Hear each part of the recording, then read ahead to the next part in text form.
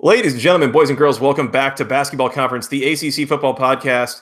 My name's Joey Weaver. He is Mike McDaniel. Mike, I'm back from vacation. I'm magically not sunburned all that bad. I don't know how this happened, but I'm very excited that we have a very special guest on with us tonight. You want to tell the people a little bit about him? I think I can handle that, Joey. We got Denzel McCoy, former four-star defensive tackle, former member of the Georgia Tech Yellow Jackets, on the show with us, helping us break down not only Georgia Tech, but the ACC at large. So, Denzel, what's going on, man? What's going on, guys? How you doing? Doing great. Not as good as I was doing like 24 hours ago when I was on the beach, but, you know, we can deal with that. Details. Right now, doing as good as that. So. Yeah. So Denzel, just kind of a brief intro to you. You know, you spent 4 or 5 years as a member of Paul Johnson's Georgia Tech team. You were one of the even higher rated members of one of his highest rated recruiting classes back in 2010, along with a lot of guys that people would remember from the Orange Bowl team. You know, Charles Perkins, Deion Hill, Tony Zen, and a lot of those guys. Give us a little bit of background about yourself and kind of your experience there with the team over the few years that you were there.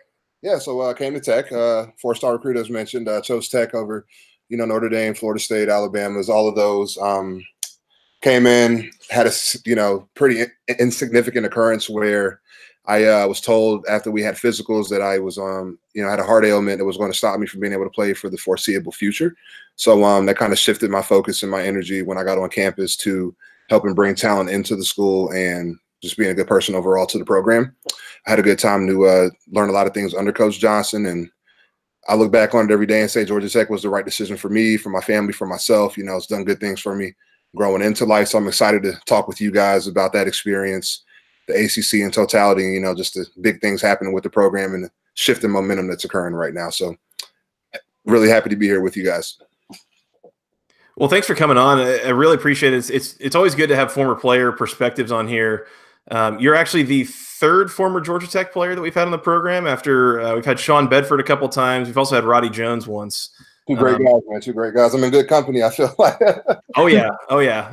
They've both been great to us, given a lot of great perspectives and been very generous with their time. So thanks for coming on.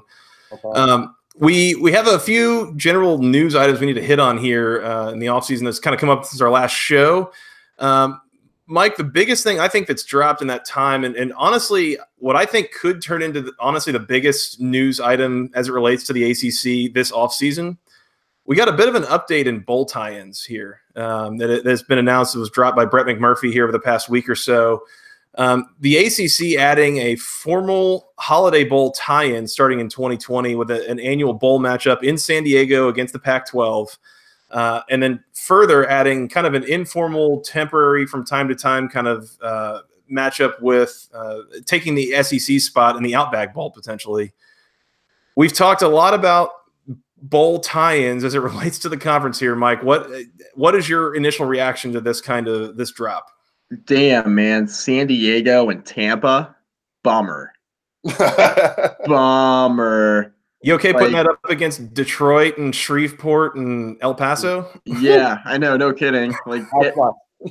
Get me as far away from the Sun Bowl as possible and send me straight to San Diego, inject that in my veins. Yeah, this is phenomenal news for the conference because we were talking about like the Independence Bowl and, the Belk Bowl has been, one of the ACC's bigger bowl games. And of course the non-New Year's Six variety. And now we're talking about some really, really nice spots here. The Holiday Bowl is obviously a really fun bowl game every year.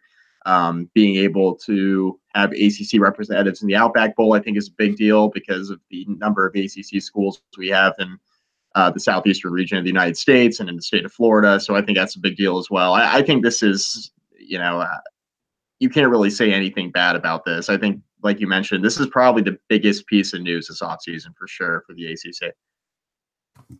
Denzel is a former player and a guy who went to bowl games with the team. I mean, I'm not going to put you in a place to kind of complain about the places that you went to, but, hearing about going to places like Tampa and San Diego, how does that compare to the places that you actually went with the guys? Beautiful. It's it's like saying Montgomery, Alabama versus Los Angeles. Tell me where you'd rather live. So Yeah. I had to look. I had to, was fortunate to go to Shreveport, El Paso twice, and Nashville. And I would say out of all of them, Nashville was by far the best experience from not just a bowl experience, but I think it's great for the guys after season being 12-game season. You work so hard to get 6 wins. You want to win them all, but to get 6 wins, to go to a place like Tampa or San Diego potentially, yes, beautiful news. Great. Jealous. If anything, I'm jealous. That's one of the things that we've talked quite a bit about is the fact that a lot of the ACC's bowl tie-ins have been kind of outside of the footprint of the conference. Right. So again, we mentioned Shreveport, we mentioned El Paso, we mentioned Detroit. A lot of bowl games that don't really match up all that well with the conference's geographic footprint. Does that make a difference to you, to your family, kind of having to travel a little more to get to those games? It does, man. It makes a big difference. It's hard also because a lot of the time bowl games fall on major holidays like Christmas or New Year's. So I remember my freshman year, we went to Shreveport, and that was my first time really being away from the family for holidays. 18 years of my life spent with my parents, my grandparents, aunts, uncles, immediate family, non-immediate family. And to say, hey, we're going to Shreveport, most reactions are, where is that? So that's a good way to kick off the next 4 to 5 years of your life in that time of the year. So it's crazy. I can remember not even just the bowl experience, but Thanksgiving every year, playing UGA that weekend, getting used to not having Thanksgiving with family and graduating and remembering what that feels like. So it makes it easier to be in a much more sunny and holistically life-enhancing place like a San Diego or a Tampa versus Shreveport or an El Paso. So it's easier to get family on board going to San Diego or Tampa.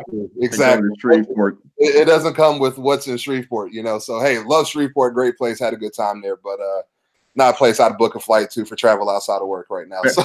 Fair enough. Understood. I sit here and I think to myself, actually, been a big Georgia Tech fan for over a decade now, really as far as I can remember following college football, and I've never been to a Georgia Tech bowl game. Man, you should go, man. I'll tell you, the fan base can actually travel well depending on – I know in Detroit this past year, I heard some ramblings around good good travel for the bowl game, and that also matters when you're selected for a bowl game. That can make the difference of being in Detroit versus being in, call it in the Belk Bowl in Charlotte. It varies how you travel, wins, how the fan base travels. Tickets have to get purchased ultimately, so that all matters. So it's not just the players that have contributions, but the fans also. And Tech has such a strong fan base. It's good to see the increase in the interaction with the fan base with the new coaches on board as well. So right, well, totally, and that's to me, growing up in Gwinnett County, right, like proximity is a big issue. The closest bowl game that we could play in is Nashville, 4 hours, 4 hours away. It's like exactly. It kind of just changes the dynamic, especially like you mentioned around the holidays. You got family going around, and maybe we're leaving to visit. 15 family members that come to El Paso or Shreveport when they're all in the southeastern hemisphere. So it's hard. Exactly. So obviously, some pretty good news for the ACC there. I at the very least, I am relieved to see a little bit of attention being paid to, the bowl tie-ins as they are currently standing, because I think there is continued opportunity for improvement, we will say. They listen to our podcast, Oh yeah. The world famous basketball podcast. Yep. Let's move on, guys. I think the next biggest piece of news that's probably dropped, is, at least as it relates to a lot of the interest of our fan base since we've last recorded, news came out of Georgia Tech that they will be playing one game per year from 2020 through 2024 at the nearby Mercedes-Benz Stadium. In 2020, playing Notre Dame in November. 2022, playing against Clemson. That'll be in the Chick-fil-A kickoff game. 2024, playing against Notre Dame again. And then in 21 and 23, those opponents are TBA, and those are going to be conference games most likely. There was, I think, a little bit of mixed reaction from the fan base depending on how you kind of take this. There was a lot of back and forth on, well, it helps financially, and it's cool to play in a big stadium, but also like, are we sure that the Georgia Tech fan base can sell out this stadium, or will it just invite in more away team fans, that kind of thing? Denzel is a guy who would have been on the field and kind of experienced this yourself, and especially would have seen this kind of from a recruiting standpoint. Like, what, when you see this as either a high school guy or even a guy that'll be on the team, like do you get hyped up by this, or you get kind of nervous of like, we're going to be outnumbered by other teams' fans, or kind of what's your perception there? I mean, as a player and both as a fan now, you got to love an opportunity like that to have, a commitment for 4 years to be able to play in the dome, brand new dome, playing top-notch teams like a Notre Dame. I'm not sure who. I think Notre Dame and Louisville was other teams that were scheduled. I'm not sure. Notre Dame and Clemson so far. Notre Dame and Clemson. So I know Clemson's this year with the ACC kickoff. Notre Dame. I'm really looking forward to it, man. As a guy, it really helps the program overall from a recruiting perspective, both, and bringing a new energy to the team. I don't think it's something that was done in Paul's 10-plus year tenure at the school. So I think it's an opportunity to segue new things into recruiting to really, bring new energy to the program. I know as a player, you look forward to it just in the essence of you're playing in a professional football team's facility. So, you're already treated well as a Division I athlete, but to be able to play in a place that complements that outside of Bobby Dodd, to know that's there within 5 miles from the campus, it's going to be a great experience for the guys. I'm looking forward to it. I think so. That our fan base, will show up. It's kind of hard not to show up in our backyard. Yes, it hurts when you see us play a home game against a UGA or a Clemson, and it's 45% blue and gold, and then 50+% orange or red and black. So but I think that's a lot of that's about to change. I know Coach Collins and his staff are really honed in on how they can really turn that around, things like that around. So I'm really excited for it as a player and as a former player and fan.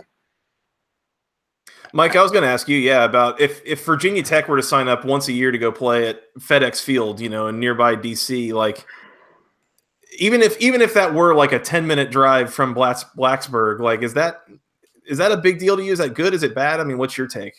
FedEx Field is such trash. Oh my God, such trash. So Tech opened up the year against West Virginia. It'll be 2 years ago this fall.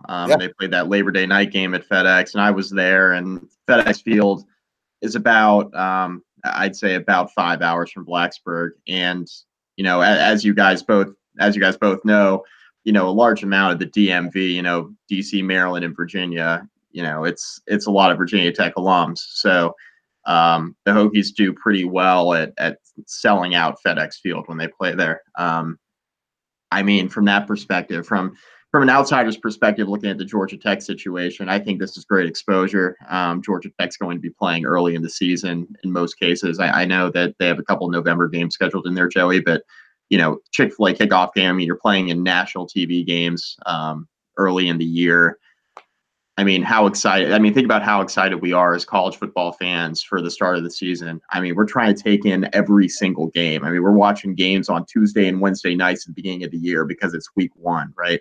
Mm-hmm. And you're getting all eyes on the Georgia Tech program. And I think this is huge for Jeff Collins, too, because since Jeff Collins has gotten there over the last few months, it's been all about, getting the program exposure, right? And pushing the school and the marketing aspects of the football program. That's been a huge deal. So I think from that perspective, this is a net win for Georgia Tech. I get the concern about, the fans and, you don't want a lot of away fans in the stadium that's, so close to Georgia Tech's campus. But at the same time, like you're playing in a professional environment, like Denzel mentioned. The players are going to get really excited for it. I think it's good for recruiting. I think you can sell that.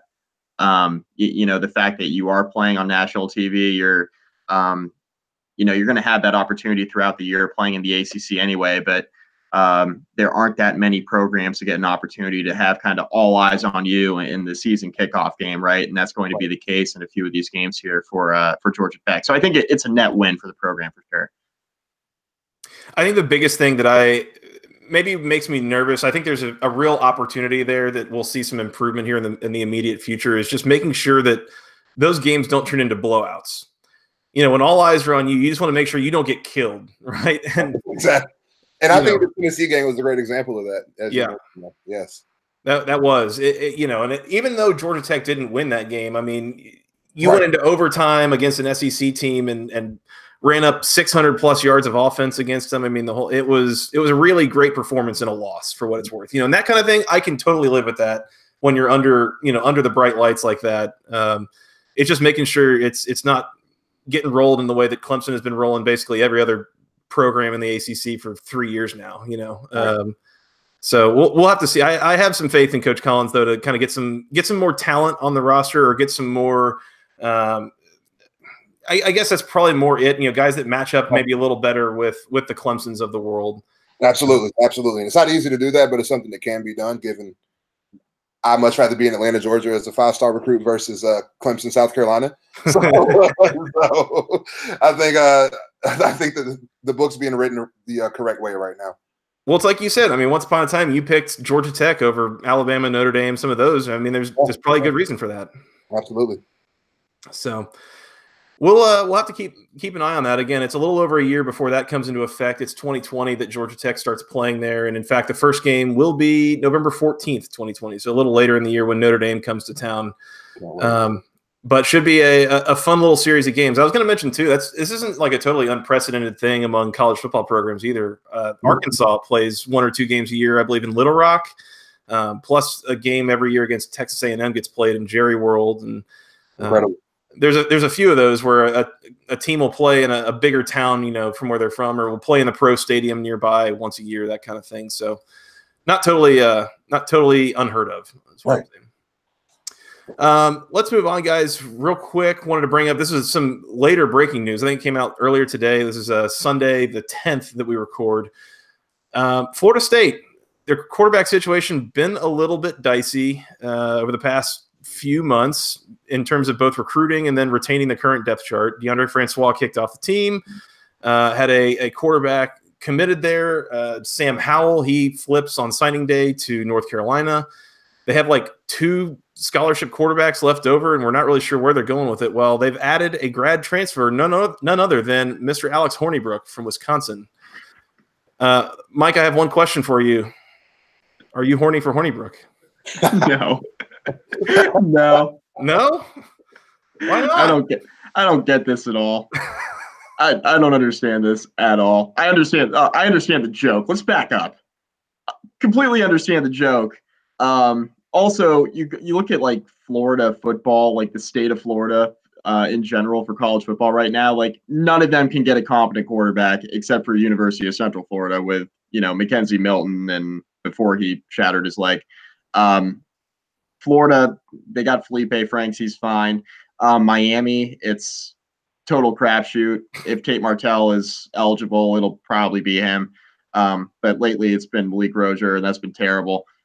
Florida State, they had Francois, and then their offensive line was garbage. Then Francois hurt himself. Then he came back. Then he got into legal trouble. Now he's gone.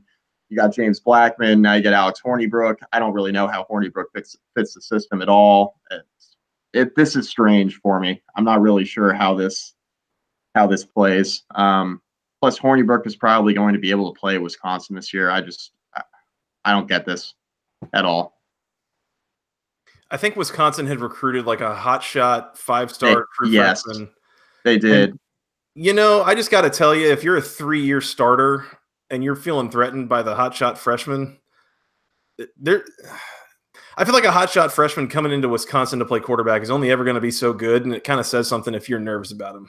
Also, real quick, I'm not sure how excited the Florida State fan base is going to get over Alex Hornibrook. How juiced are you going to be for this game manager quarterback? Granted, he's played well in the past at Wisconsin, and we've seen good Alex Hornibrook, and we've seen really bad Alex Hornibrook. So you can only be horny for Hornibrook a couple times a year, really. So that's something that the Florida State fan base really won't be all that excited about, I don't think.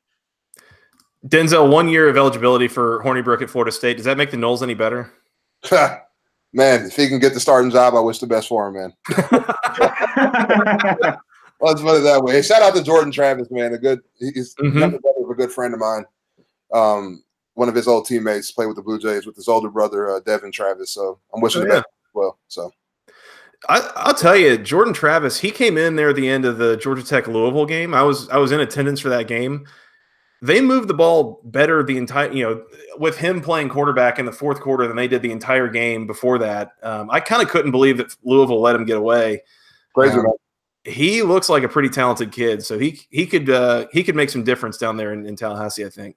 Absolutely. Not against Georgia Tech. Everyone else, he can do it. Of course. Yeah, and one of the other things I was going to bring up here too is that like Hornibrook joining at Florida State, like I'm gonna be honest, I don't know that quarterback is really Florida State's biggest issue. Like at least quarterback talent and capability, they can't protect their quarterback. Offensive line, yeah, and they can't block for their running backs, and the offensive line is going to be their biggest problem until it gets solved. Important piece. It's a total disaster. So I mean, it's something I wouldn't be shocked if he didn't start, and maybe they had to promise him the starting job or something to get him to come there as a grad transfer. But other than that, just on ability, like I'm not so sure that he's any better than James Blackman, Jordan Travis, any of those guys. No way. It's going to be an interesting competition to keep an eye on for sure. Yep. He's going to have to run. He's going to have to run for his life too, and I'm not really sure that's in his arsenal. Like, I mean, because yeah, I just don't see. I mean, the offensive line's been so bad for Florida State, like we mentioned here, and I just don't see Alex Hornibrook being able to avoid the pressure any better than, I don't know, James Blackman, who really is a bona fide pocket passer. So it's going to be rough. Mike, I have bad news. Oh boy. If you had to guess over under negative 100 career rushing yards for Alex Hornibrook. Oh, no. Is it under? It's under. Oh, no. I think it's under negative 200 rushing yards in his career. Guys are taking blindside hits like it's drinking water. Man, 2000 Wisconsin recruits some men on the offensive line, and we see those rushing stats being very, very, very poor. Imagine now playing behind a completely incompetent offensive line. Hornibrook on block for him. Hornibrook with a career best negative 61 rushing yards in 2018. Career best. I'm career best. He has one career game with positive rushing yards. He had 2 rushing yards against Northwestern his freshman year. That was his only positive gain from a rushing standpoint. So good on you, Alex Hornibrook. It means that he's literally a statue in the pocket. Yeah, exactly. Now, one other thing I wanted to bring up here, Mike, before we move on, and just total, spur of the moment thought that I had, not because I'm trying to provoke anybody. Certainly, I would not try to do that. That doesn't sound like you. Would you say bigger positive impact, Alex Hornibrook at Florida State or Tathan Martell at Miami?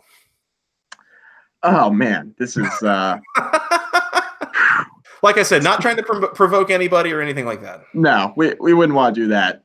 I'm going to go with Hornibrook because he's not perceived to be a complete and total jackass. But we wouldn't want to provoke anybody. It's not my thing.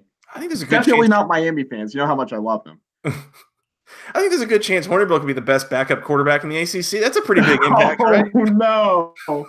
Oh, no. Goodness. Oh, God. I mean, I feel like if Martell were a little bit more of a known quantity, I would feel a little bit better about it. But, I mean, at that point, you're just totally just like a toss-up with him. I mean, I don't know. I mean, if you can get the offensive line fixed at Florida State, you could create a running game and you could kind of squint and turn your head sideways and see like some degree of what he had at Wisconsin with maybe more talented skill guys. Hey, I don't know. Help me out here. Help me out. I mean, I know Miami saw him up close and personal in the last 2 bowl games. Got beat both of them. Yeah. Maybe that's the strategy. That's what this is. Willie Taggart's just trying to beat Miami, and he knows Hornibrook's the guy. He's the guy to do it. He's the guy to get it done. Hey, it's all about that in-state recruiting, right? So you get Hornibrook, you beat Miami, and all is well, man. You get some of those in-state recruits, and you're back on the right track. You still don't have a good offensive line, but you're on the right track. Man, what a day. All right. So Alex Hornibrook headed into Tallahassee to take on Miami and maybe nobody else. So maybe that helps. We'll see. Florida State got a bit of a hole to dig out of. Oh, yeah. Mike, let's move on here. We've got one more other kind of quarterback-related update to give here. North Carolina. So obviously coaching change here. Mac Brown taking over as head coach. bringing in the guy from Ole Miss, Phil Longo. Bringing in Phil Longo as offensive coordinator, so there's probably going to be a little bit of a scheme change, but it didn't seem like offense was really always that much of a problem with North Carolina, under Larry Fedora. So for what that's worth, but a little bit of a change in the guard with the North Carolina quarterback room here. Nathan Elliott, he had 1 season of eligibility remaining, and I use the word had there because he has elected to forego that eligibility and take a grad assistant role at Arkansas State. This is the guy who says, you know what, I am not going to be a professional quarterback, but I could be a coach. So let's get that rolling right now. You know what we call that, Mike? Self-awareness. Oh, okay, self-awareness. I was waiting for the response. I was like, what do we call that, Joey? Yeah, Nathan Elliott, not going to be a pro quarterback. Yes. So just own it. Yes, that's a smart career move. Yeah, so interesting there, but it doesn't just stop there. We also had news that also a North Carolina quarterback, Chad Surratt, he's moving to linebacker. Business decision. 6'3", 215. He moves pretty well, and that's the best thing I can say about him as a quarterback, which means he probably does fit better at linebacker, frankly. I feel like Mac Brown honestly just came in and just said, you know what, look, there was one way you guys did under Larry Fedora in the last 2 years. That way did not work.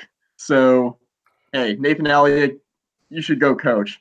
Chad Surratt, stop playing quarterback, go play linebacker. And then we'll just see what happens in the quarterback room. I mean, the quarterback room was a total mess in North Carolina anyway last few years because you know what? They were never prepared for Trubisky to leave. That was the problem. I mean, he left. They were expecting him to have 2 full years at quarterback. They didn't recruit well behind him, and it's been a total mess, and that's what got Larry Fedora fired. More or less, yeah. That and total just defensive incapability since Gene Chizik left. Just trying to simplify it as much as possible. If you had to have the Spark Notes version, they literally couldn't play quarterback and couldn't stop anything. Yep.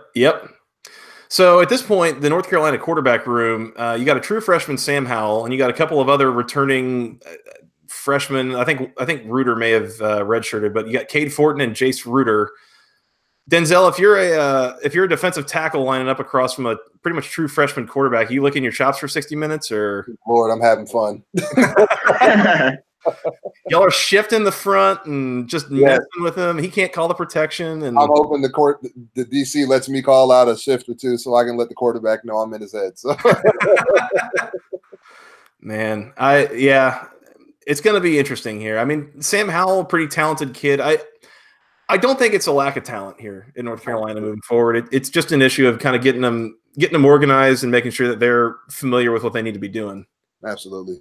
I mean, Fedora was still recruiting well, even when their team was trash the last few years. I mean, he was still doing all right on the recruiting trail, still pulling in guys that he would normally get. Now, Virginia Tech had a bunch of success in North Carolina the last couple of years. I think that a couple guys from who would have ordinarily gone to Chapel Hill might have swung in Virginia Tech's direction. But other than that, I mean, Larry Fedora still recruited well. He did, man. Definitely. Well, and I mean, to say that North Carolina just went through a coaching change and still finished at North Carolina, a basketball-first school, mind you, finished with a top 30 recruiting class in a coaching change year. I mean, that's pretty promising, you got to say. Between the work that Larry Fedora was doing and then what Mac Brown was able to step in and do in a month and a half or so there at the end. UNC has a Pro Bowl quarterback, man. You got to say it. So Trubisky didn't make the Pro Bowl, I think. So it's crazy. And I think he was a Fedora guy, so to let you know. It's there. They just got to put it together. Yep. That's going to take a lot of getting used to for me. Right. I could not believe that there was an ACC quarterback. That's pretty funny, too. I couldn't believe there was an ACC quarterback that got drafted number 2 overall, and it wasn't Deshaun Watson. Unreal. Yeah. We had our qualms about Trubisky, too, coming out. Joey and I were like, hey, Chicago, are you sure? Are you really sure? Are you really sure? I think they traded up to do that, too. Worked out all right. I'm pretty sure they traded up. Yeah, you're right, actually. Yeah. Interesting. All right. So interesting times in the quarterback situations in the ACC between Florida State and UNC. But I think it's fair to say, too, though, as you've seen a kind of a bit of a down ACC the last couple of years, has probably been directly tied to quarterback play. We've talked a lot about how in 2016, arguably the best conference in the country, and it was a boatload of really good quarterback play, and then all of a sudden it's kind of fallen apart. So getting some fresh blood might not be the worst thing. Absolutely. All right, let's move on here. We got a good listener email here from Mr. Keith Derrick, Georgia Tech fan. He wrote in. This is, again, I think this was a couple hours after the Mercedes-Benz Stadium announcement for Georgia Tech, so maybe a little bit of hype here, for him. But he wrote in, and I thought this was a pretty interesting kind of question to talk about. Just thinking about this after Georgia Tech announces that they're playing 5 home games in Mercedes-Benz Stadium in the next 5 years. Question, who has more momentum heading into the 2019 season in the ACC? And he kind of listed the case for several of these teams. I'm going to read you a few of them. Number 1, this is an easy answer. Clemson, coming off the national championship. It's probably a pretty good start. So consider that. North Carolina, new coach with a strong recruiting class. Georgia Tech, new coach, new culture, a lot of hype and a lot of just a lot of positive momentum and news around the program. Virginia had a good season last year, and he says, but fell on your face at the end of the year. Probably not. Need more info on this program. I think that's fair, but I'm exceptionally intrigued in Virginia going into 2019. I'll say that. Miami, Manny. He will turn that ship around, but it'll be 3 to 4 years before that happens. I think some Miami fans have something to say about that. Florida State, still trying to decide if the coach is actually a coach or just a really good Halloween costume. That's interesting. That's a take. Damn. Syracuse, y'all just need to work on basketball. I think that's a good thing because it means that they're good at football, which I would agree. Now a football school. Yeah, now a football school. Noted. We're up on Clemson and they're going into the fourth quarter this year. Absolutely. Yep. Okay, so you take those. There's other schools that he mentioned as well. I'm gonna hand this off to you guys. I mean, schools that have the most momentum in the ACC currently, a couple months into the offseason. What are our thoughts here? Well, I think you look at it from, you take that question, you look at it from, 2 different standpoints, right? You look at it from the standpoint of, which teams got the most momentum as far as on-field success. The answer is Clemson, right? They win the national in convincing fashion against, the best coach of all time, Nick Saban, bar none, right? Made him look silly. And, made him look silly to the point where, Dabo Swinney is now, the guy who consistently beats Nick Saban, right? He's got it done on the biggest stage more often than not. So you look at it from the standpoint of on-field success, but then you look at the other side of it and you could say, okay, well, it's momentum from the standpoint of who I think could make the biggest jump, right? And which hire or which change could spur, the biggest advantage heading into next season. So then from that standpoint, you look at Jeff Collins at Georgia Tech, you look at Mac Brown at North Carolina. I know a lot of people, Mac Brown has his naysayers, but when you think about it, the recruiting class finished very strongly. Obviously, he was able to keep the top-end talent that Larry Fedora recruited for the most part and was able to still pull in a few guys at the end of the recruiting cycle, which is extremely advantageous to North Carolina with the coaching change to still have a top 30 class, like you mentioned, Joey. So you can look at it from the standpoint of those types of schools where, you had a coaching change and, now you're on the up and up, and Jeff Collins obviously has some strong momentum on the recruiting trail as well, and the guys he's hired to his coaching staff and, the exposure that he's bringing to the program. So you got to look at that question from 2 different ways. But, it's really hard to compete with a team that in Clemson that just won the national championship, did in really convincing fashion, finished the year 15-0. As dominant of performances I've seen in the college football playoff, since its inception, whatever it was, 4 or 5 years ago. They were dominant all year long, and for them to finish year 15-0, to win the national championship, to do it with a freshman quarterback, to have that guy returning into the fold in 2019 and have him be the odds-on Heisman favorite, you got him and Tua going head-to-head again. It's really hard not to point to Clemson if you're looking at it from the on-field success standpoint. Denzel, who you got? Man, I'm going to take my jackets all day, of course. Jeff Collins, man, my first interaction with him was when he was at UCF.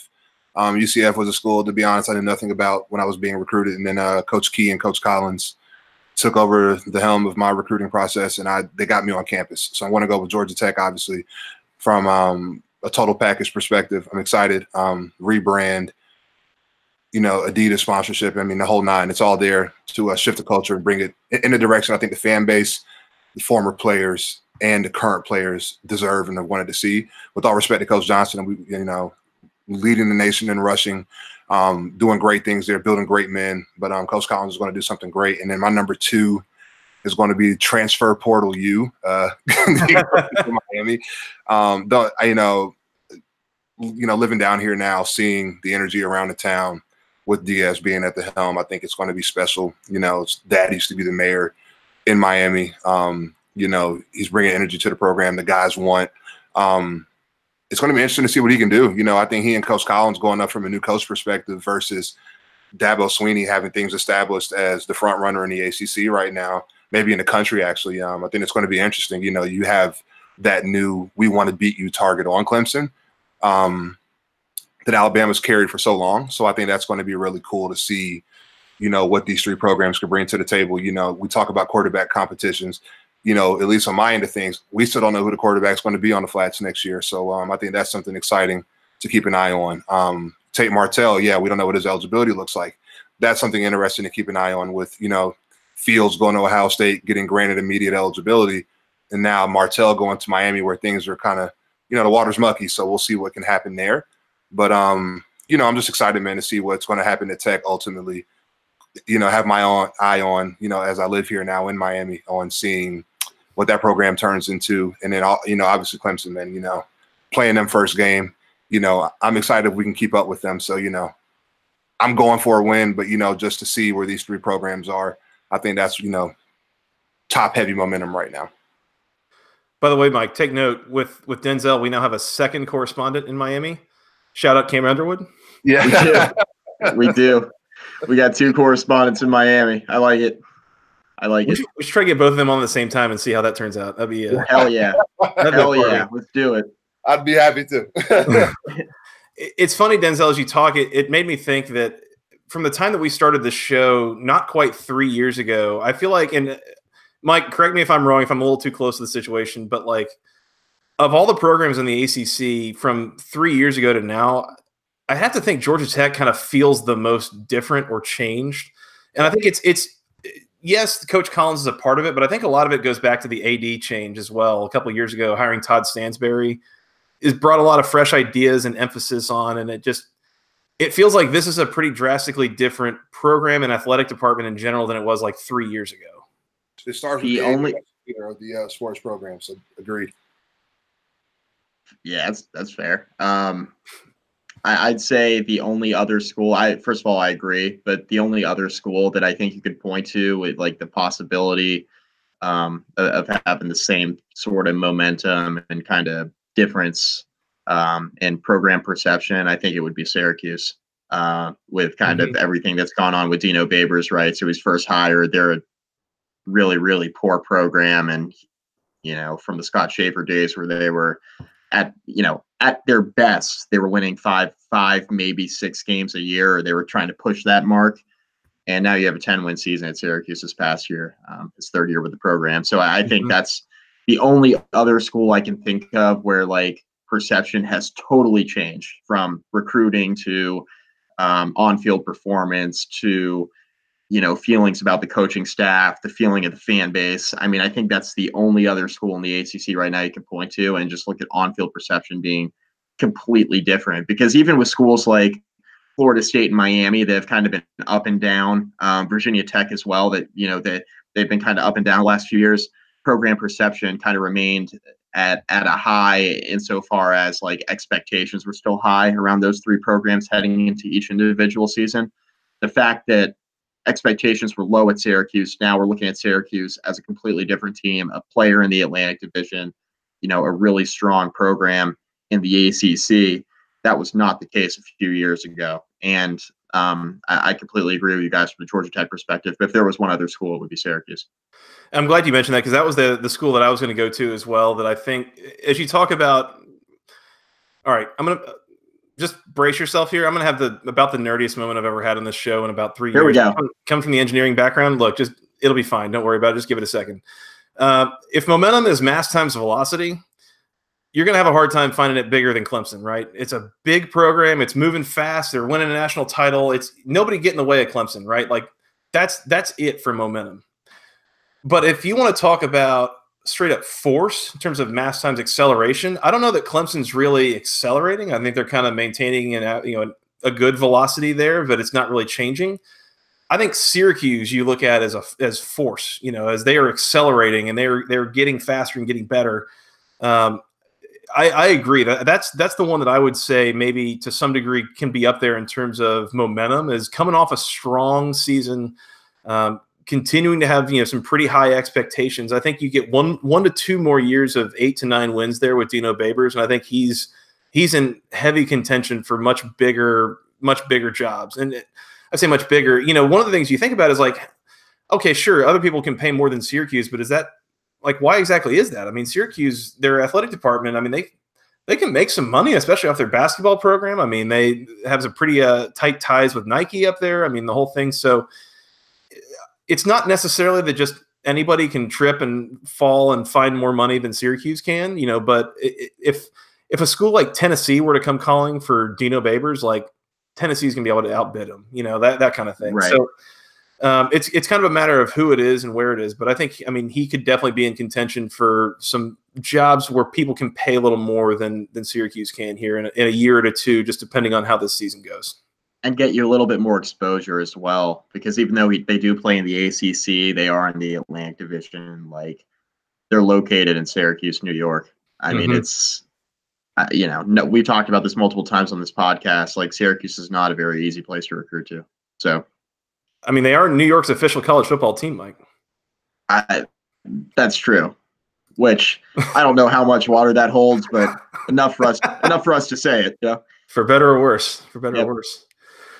All right. So I think some good responses there. The thanks again to Keith Derrick for a very interesting question here at this time of the year. Several programs seem like they're building some momentum, even if they've stumbled a little bit in the past couple of years. So really interesting discussion there. Got a few more items here that we wanted to bring up while we're on. Number one, coming out of Pittsburgh, we had an article that Pitt is really taking a step back. They're kind of reevaluating some things, and they are recommitting themselves to the old school traditional Pitt color branding. Denzel, I don't know about you, the old school blue and gold from Pittsburgh. You think that's a better look than their navy and gold that's been a little more modern? Man, I'll tell you, honestly, in today's age, I think vintage is the new current state. So I think it's something that, I mean, I think you all can both agree when VT comes out in that white helmet in the old uniforms, Thursday Night Football, fans love it. Tech, the fans always, fiend for the blue or the black uniforms. So it's not a bad idea. Pitt's a football town, man. I go there a lot. My best friend is the Steelers, so to see that place and just to see what that town brings, the kind of energy they bring around sports, I think any kind of rebranding will be good for the program. So, vintage is cool right now. So, why not? I like Pitt's uniform, like the old school vintage baby blue or whatever they're calling those jerseys with the script Pitt. I think that's the way to go for sure. Days, man. Absolutely. Yeah, and I think that the heyday of the Pittsburgh program was 20, 30 years ago. So I think looking at it from that standpoint, like they need something positive here since James Conner left, right? Like they need something good to happen to their program, and I think the rebrand for now is the way to do it. Yeah, James Conner and Aaron Donald are the staples of that program right now, and I haven't heard of anything else since then. So it's time for something. And Nate Peterman still finds work in the NFL somehow. So I don't know. It's amazing to me. It just now actually occurred to me that Pitt is the only meaningful sports team in that town that doesn't wear black and gold. So all they got to do is trade out the blue for the black, and they can fit in with the Steelers, the Penguins, and the Pirates. Championship coming. There you go. Pittsburgh, noted town of champions. Right. There you go. So good move, Pittsburgh. We like to see that. We will expect to see more of it. We'll see. Let's move on. Wake Forest, their AD, Ron Wellman, has been there for 27 years. He is retiring, being replaced by an athletic director by the name of Mr. John Curry. Now, if that name sticks out to you and rings a bell, there's a reason. He's a former Tennessee athletic director that led what would be hard to classify as a really organized and well thought out and appropriate head coaching search here a couple of years ago. So the concern I think that gets raised is we've talked about Dave Clawson being a potential candidate to get hired elsewhere here in the next couple of years. If and when that time comes, Wake Forest, John Curry's now leading your head coaching search. How do we feel about that? I thought that the mob killed John Curry, so I'm glad that he's still alive. I'm glad that he's still alive and well. Yeah, he survived the angry Tennessee mob that was coming after him. Good. That's good to hear. I think John Curry's a good hire, honestly. Like Tennessee's athletics department overall, short of this coaching search that was absolutely ridiculous, and I don't put this completely on him. I know that's crazy because he's the athletic director. I think he was scapegoated a little bit because there were a lot of angry fans that were very anti Greg Schiano. He'll remember, but I think he was kind of unfairly scrutinized at some part during some parts of that coaching search. But overall, I mean, I think Tennessee's athletic department as a whole, while he was there, was pretty well run. So, short of the angry mob coming after him a couple of years ago with one of the most ridiculous coaching searches I've seen in my lifetime, I think that John Curry is absolutely the right guy for Wake Forest to hire. I think it's going to be a positive thing over the long run for their athletics department. I believe that. Denzel, if that guy were hired, as the AD of Georgia Tech, right, knowing kind of where he came from a little bit, is that something that would concern you? Are you good with that, or what's your thought there? Man, I'm wondering if he was at Tennessee when Kiffin was there, because that was one of my top 5 schools. So. He wasn't. I actually just now looked at his Wikipedia. He was only there for like 9 months. So where did he go? Was it? I remember hearing his name tied to Kansas State. If I'm correct me if I'm wrong, but man, I don't know, man. That's I think I'm okay on that one. Yeah, you leave it. You leave it. Yeah, they say commit to the school, not the coaches. But when that's going on, it's above the coaches. So okay. Yeah, he had been at Kansas State for a little while, and he took over at Tennessee in February 28th, 2017. Was dismissed December 1st, 2017. So he was not even there more than 8-9 months there, and that whole circus of a coaching search. He was fired on my birthday. I think it would have been a sign. Well, happy birthday. Yeah. Oh, thank you. Thank you. Oh, man. Yeah, we'll see. I mean, who's to say that the second one will go as poorly as the first one goes? But Wake Forest is another good opportunistic place, good education, right out of High Point, North Carolina. So, the country. And a damn good football program now. Hey, Aaron Curry, don't forget him. He started the momentum at that program. Can never forget that guy. Yep. I don't know if y'all remember him when he was in school, but gosh, the guy was an animal. I think the Seahawks took him first round, and then I'm not sure what happened after that. He was a hell of a linebacker up there, yeah. He was. I think he actually played at the same high school my father played at prior to going to college to play, so I always paid close attention to him. So the guy was an athlete, man. Those are our beloved Steeman Deeks. Yes. All right, a couple more things here. Going back to Florida State here real quick. Florida State had a wide receivers coach and a recruiting coordinator named David Kelly. There was a waiver that they put in trying to move him off the field just to be in a total off-field coaching capacity, basically to hard to explain, but long story short, kind of the capacity that he's allowed to coach the players and participate in recruiting.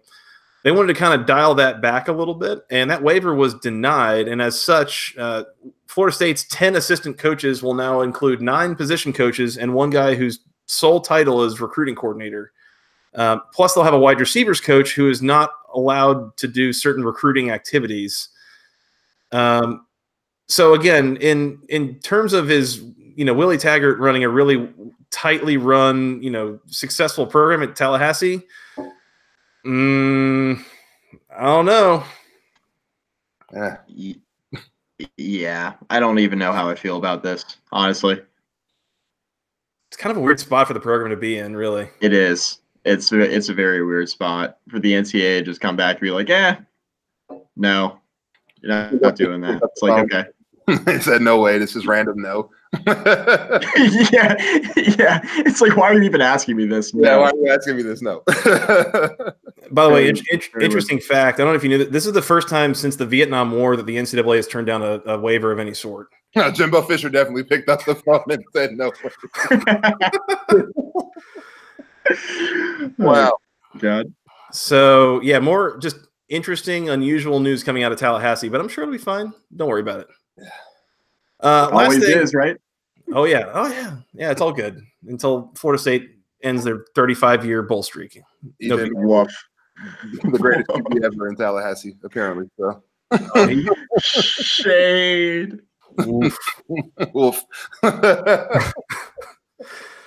All right, last thing I got here. North Carolina debuted a new indoor practice facility, and it was just a little Twitter video. It was like 30 seconds. And first of all, I continue to be tickled every time that North Carolina features their football program, and as it relates to a sports apparel logo that features a basketball player, because that is the most peak North Carolina thing I could think of. But Mike, I don't know if you saw this. There was a video they posted on Twitter that was kind of hyping the lights and such in the practice facility. And you know what song they were playing?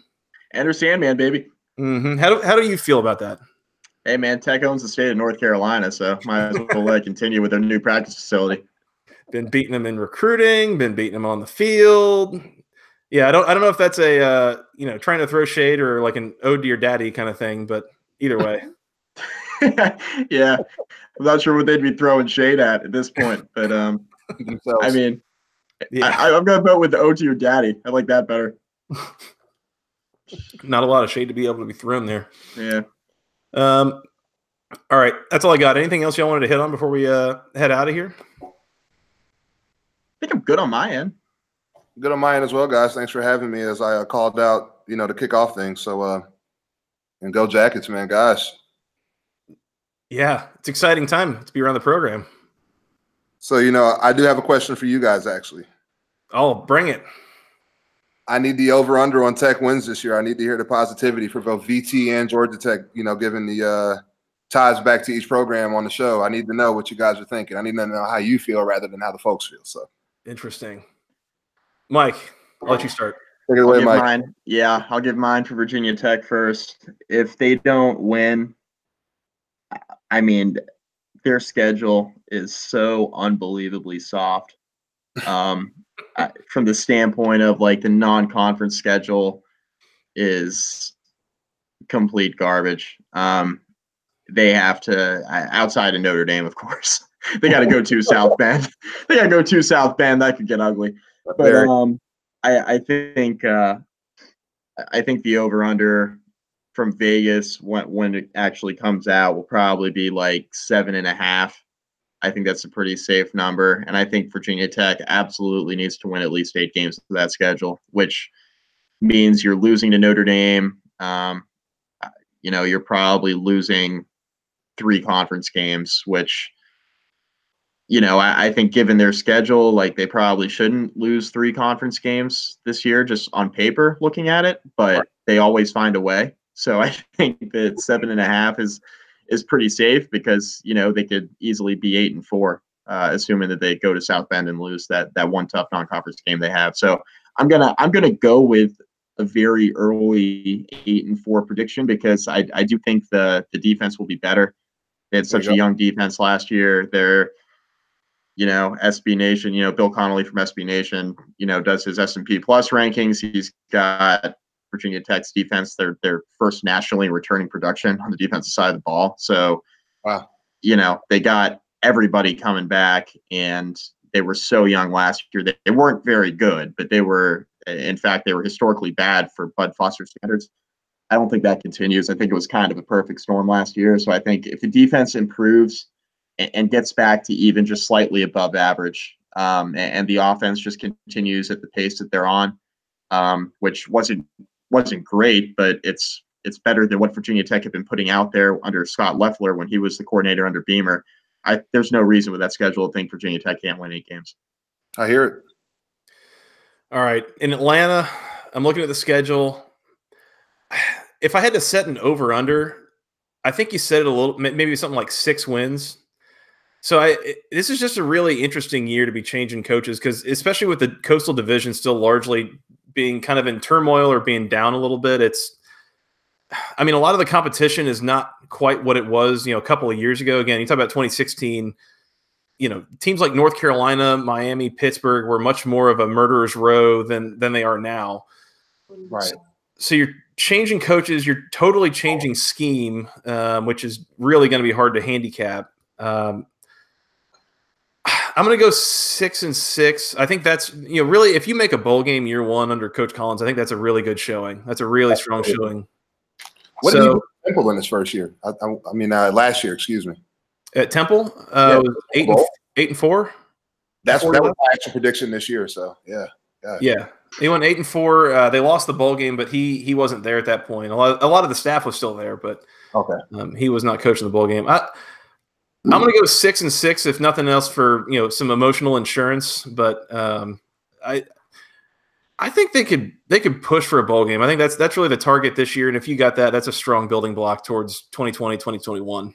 Absolutely. What's your thought? I'm seeing 8-4, man. I'm seeing 8-4 simply with the mix of the young talent with the established leaders in the program that are there right now. Guys like Lucas Johnson. Excited for a guy like him. Excited for a guy like Wanye Thomas. Incredible athletic ability, as we've seen on Twitter the last couple of weeks with the basketball program, what he's been doing there. Also on the offensive side of the ball, you're going to have a lot of people in new positions. So I think with the Brent Keeper being the O-line coach, Coach Norton coaching the receivers, there's a lot of good things going on coaching wise in the program. So I'm just really looking forward to what that can do with the current talent.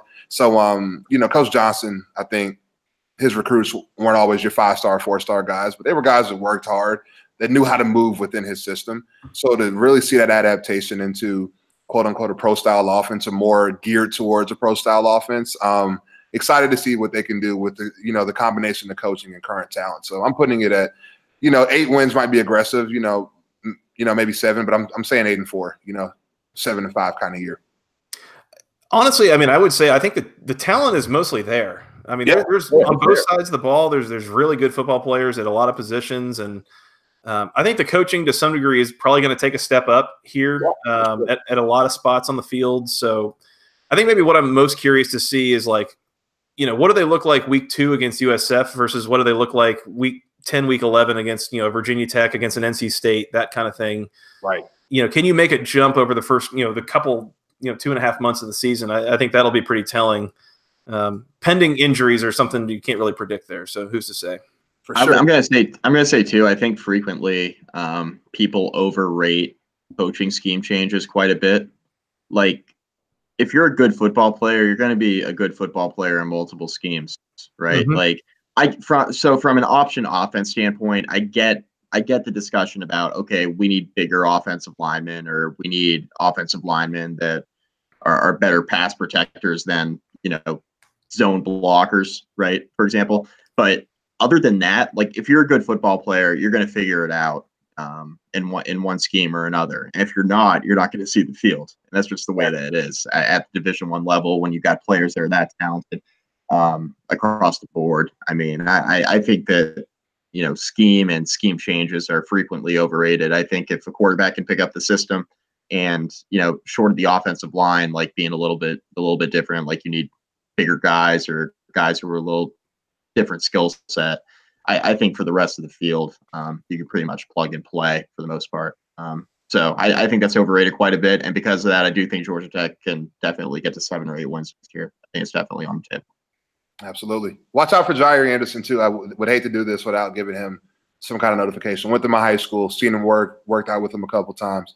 Dad, Willie Anderson, all-pro tackle, incredible guy.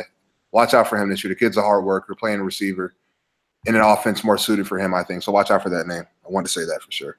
I was going to say a guy who's a little more of a burner, and he'll be asked to block a little bit less than he was before, and be asked to get open and showcase that speed a little more. So yeah, he's an interesting name that I hadn't heard a ton about, but that's a good point that he's a guy who could really shine in this new scheme for sure. Absolutely.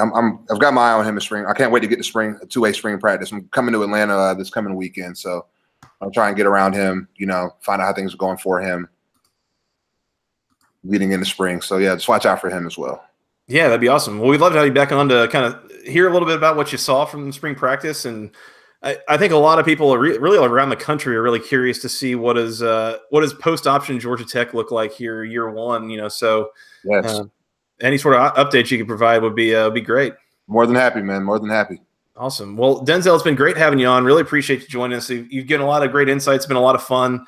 We'd love to have you on back again sometime. You want to go ahead and tell the people where they can find you on Twitter and on the internet in general? Yeah, absolutely. On Twitter, at ColeHondon91. Switched to the business world. Switched up to the ad name. So find me there on Twitter. I'm on Facebook as well. I'm one of the 2% of Americans or people in the world that don't have an Instagram, but that's the best place to keep up with me and what I'm doing. So yes, that's where you can find me, guys. Fight the power. Absolutely, man. And go Jackets. Go Jackets. Well, thanks again for joining us. We'll have to have you on again soon. That's Denzel McCoy. He's been a lot of fun. Again, go find him on Twitter at ColeHondon. That'll be where you go find him. He's got a lot of good mixed content there, football and otherwise. So go find him. I try to keep it vibrant. So. There you go. All right, Mike. Well, we gotta roll here. I am still jet lagged and tired, and my body clock is a mess. So we'll have to work on that. But we're going to come back sometime soon and hit on some more news updates as we do have spring practices starting and all that. So in the meantime, they can find us on Twitter. I'm at FTRS Joey. He's at Mike McDaniel CFB. Together, we're at BC Podcast ACC. And once again, you go find Denzel at ColeHondon on Twitter, not on Instagram. Keep that in mind. You won't find him there. Rare. Yeah, you can find us on iTunes, Google Play, SoundCloud, the Overcast app, wherever fine podcasts are sold for free.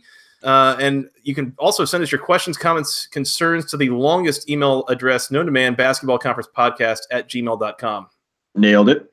Yes. And Keith Derrick, you nailed it. You got us your question in this time. So again, as we're trying to generate some off-season content, hit us up, basketballconferencepodcast@gmail.com. That'll be a good way to reach us and get your questions in. We can talk about those.